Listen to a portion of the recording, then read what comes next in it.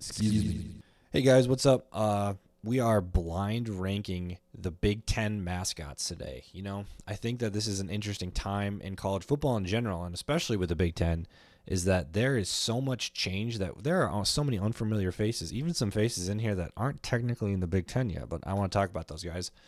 I think it's a super interesting situation, and especially with college football, the video game coming out. I mean, I don't have a PlayStation 5 or an Xbox One or whatever the hell they're on nowadays. I play my games on PC, so I'm not privy to playing that game right now. But I'm feeling nostalgic for the 2014 version. I think it was.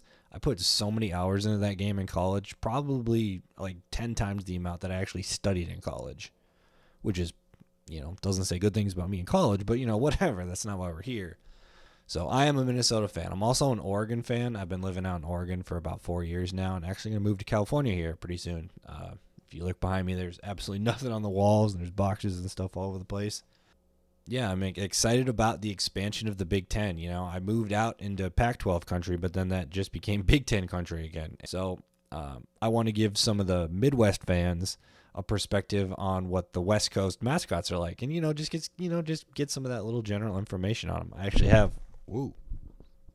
I actually have on my computer over here, I have a spreadsheet on all the different, mascots and everything. A bunch of different information on them. So then we can, so I could have something to talk about them. I don't know if I'll use it, but I liked having it. It made me feel like I was productive. Anyway, we're starting off here with, this might not be a mascot that you're very familiar with. This is the Illinois Kingfisher. He's definitely an unofficial mascot, but he's a student project, which I thought was really cool. Illinois ended their mascot in like the late 80s or something. He was, they're the Fighting Illini, and he was a Native American guy. And they didn't think that was very respectful to the Native American guy, so they stopped having him on their field. And I think that was a decent choice. The student ideas driven here, are really interesting. I like to see the students actually put something into this. It's pretty cool. I like it. Mascot rankings wise, I mean, he's definitely new, so he can't be an S tier. I mean, he's like a student-made thing, so I feel like he's a B tier at best. I mean, that kind of gives us the ability to drop him up and down. And that's a good spot, a good initial landing spot for a mascot.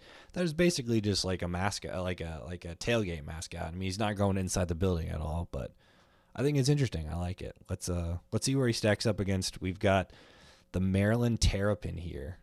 I'm not really interested in the history of him. I mean, whenever I look at it, I always think of those. I think it was a Scott Van Pelt ESPN commercial, but he's a Maryland alumni, and he's always talking about him on late night ESPN. I don't have any real feelings towards the Terrapin. I mean, he's kind of cool. I think he's gonna go up here in B tier. I mean, he's got a unique look to him, and once you see him, you know what college you're looking at. You're not confused at a bunch of different areas, and who's the turtle or whatever. Like there's only one turtle, and it's the Maryland Terrapin. So I think B could sneak into that A tier, but I think B is a really solid spot to have it here initially. Here we've got the Penn State Nittany Lion. I'm just not a fan of the Nittany Lion. I know that he's got a lot of history surrounding him, and there's a lot of people who do find him pretty interesting. And he looks like a child's like stuffed animal, but not like one you buy new and you buy initially, but looks like it's the one that's been beaten down and that's been slept with for like 15 years. I think a lot of people resonate with it and with, the university and seeing it with all the whiteouts and everything, but I think it's a C tier. I'm going to have to go low for the Nittany Lion. First off, Nittany doesn't even mean anything. It's just the mountain that overlooks campus. It's a glorified cougar. That's what we're looking at here, is a glorified cougar. Just not a big fan of it, and like the quality of it's pretty low. Pretty low. Ooh, this one's an interesting one. Here we have the Nebraska mascot, the Cornhusker. His name is Herbie. I just don't really understand like a Cornhusker. Like it's such a weird idea of a person. I mean, it looks like a guy from Nebraska. He's a pretty generic looking character. I mean, the face is pretty unique, but I wouldn't really associate this with Nebraska at all. I know that it's been there since like the 80s or something like that. I mean, I don't know. I think it could be more football related, but I think it does encapsulate the fan base pretty well. I mean, probably during the day they're wearing like a Dickie shirt, and that's pretty much what he's got on, and the cowboy hat. I don't know. I think he's kind of indicative of the fans. I'd like to give him I'd like to give him a B just because he's representative of a Cornhusker. I mean, I'm not going to give him he's definitely not an A tier. He might be a B or like a C plus, something like that, but the quality is definitely above the like the homemade Nittany Lion. So, it's definitely not there. I'm going to hold off on ranking Goldie because he's my guy first. I want to actually go to somebody who's not currently in the Big Ten. I'm talking about Oregon State and the Beavers out in Oregon State. This is Benny Beaver. I think Oregon State actually should be in the Big Ten. This is my informational stand right here in the video. I think Oregon State should be in the Big Ten. And why? The Oregon State 100% epitomizes what it means to be a Big Ten team. They're kind of a small market. I mean, like, relatively speaking, Oregon State is pretty unknown in the rest of the football, world, the football sphere, if you would. They had a pretty good team last year, and they like to compete. They're a competitive team. They're really blue collar, and they like to barrel down on somebody. But they do bring that West Coast style of offense, which is kind of fun to watch. Objectively, it is kind of fun to watch. Michigan State just stole their head coach, so you know that they're like a quality school, and I think what they epitomize in the Big Ten as well is that relationship with Oregon. I mean, Oregon State is Minnesota, Wisconsin to the people of the West. I mean, I think that debatably you could say the same thing with Washington and Oregon, and we are keeping that, in the new Big Ten. But I think Oregon State is more endemic of that, Midwest rivalry. That's just part of what it means to be a Big Ten fan, is to have those rivalries. I think it's why it's the greatest conference in college football, because of its history and rivalries and the closeness of all the fan base. I think they need to keep that. I'm gonna rank Benny Beaver he's gonna be a B. He's gonna be a B. We're gonna put him in the same tier with the turtle, because they're kind of similar in that they're you see Benny Beaver and you know who that is. I mean, I can't think of another Beaver team. Next up on the list, I'm gonna go with Northwestern. I'm gonna rank this in the C tier. I mean, he's not really anything. I mean, I think he would be closer to a D tier. He looks like a furry fan base. Say what you want about the Nittany Lion, but I feel like at least he exudes some sort of personality. But the Northwestern Willie Wildcat just doesn't really do anything for me. It's got to go in D tier. Speaking of D tier, we got Sir Henry from Rutgers. He's just going straight in the D tier too. He looks like he's trying to do some cosplay, and the school's pretty irrelevant. I mean, I know that Northwestern pops off every couple of years to get to the Big Ten West championship game. But quite frankly, that doesn't say a whole lot, rather than that the Big Ten West is actually a pretty weak division when it comes down to it. And I think Sir Henry has to be down at D tier. He looks like he's doing cosplay. He's not super interesting. He's not exciting at all. And when you see him, it's like, oh, okay, he's a knight. Next, we're going to move on to Joe Bruin from UCLA. Joe Bruin doesn't bring me a whole lot. He kind of reminds me of the Nittany Lion, where I'm sure to a lot of people he's well respected, and he's part of a historic organization that has made some runs in the past. I mean, UCLA obviously has won some national championships. RIP to Bill Walton, the UCLA and Oregon guy. He's a big personality to lose. I loved seeing him late night on Pac-12 games. He was actually the co-host for when my wife and I went to go see Oregon play USC rather. When Bronny James came to town, we went to see him.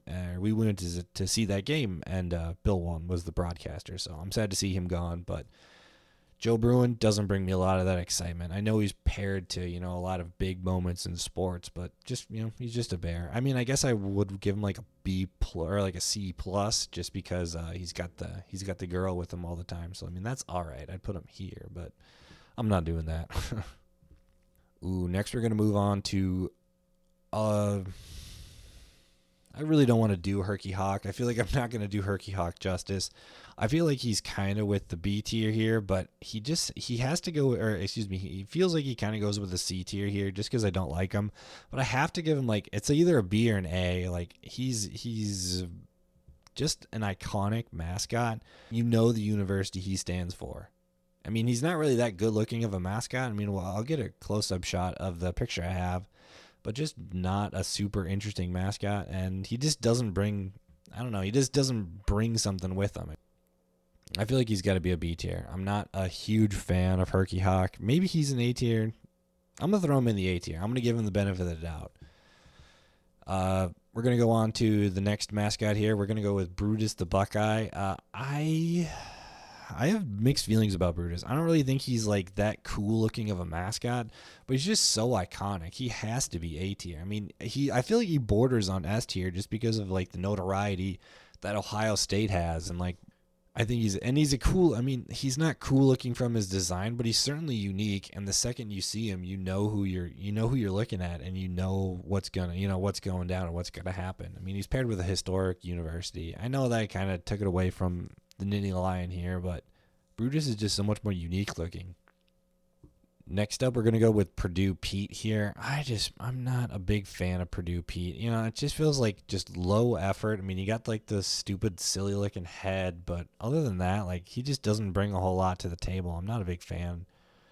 Next up, we're going to move to the Traveler from USC. I'm not ranking the guy on the thing. I'm going to rank the horse, and that's definitely an S tier. I mean, he is the horse and the rider are the most iconic duo in college sports, at least for somebody who grew up watching a lot of college football in the late 2000s and the 2010s.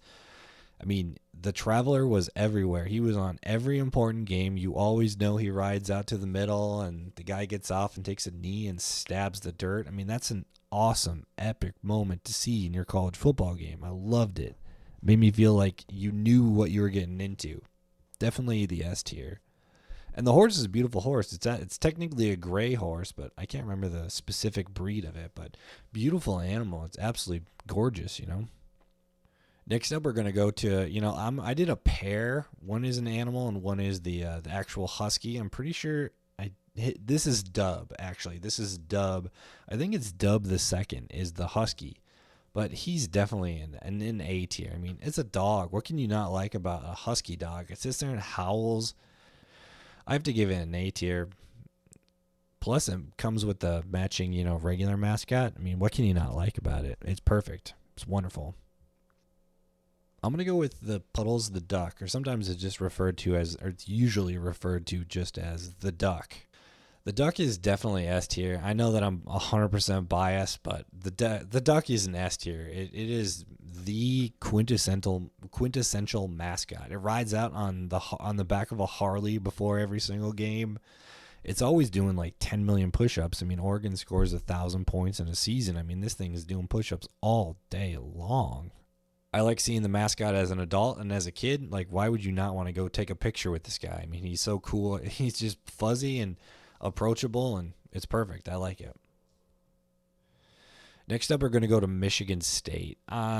He looks like a gladiator. He looks like a football player, but I feel like he should be down more in like the C, like the B and C range, just because of like how much his image got diluted.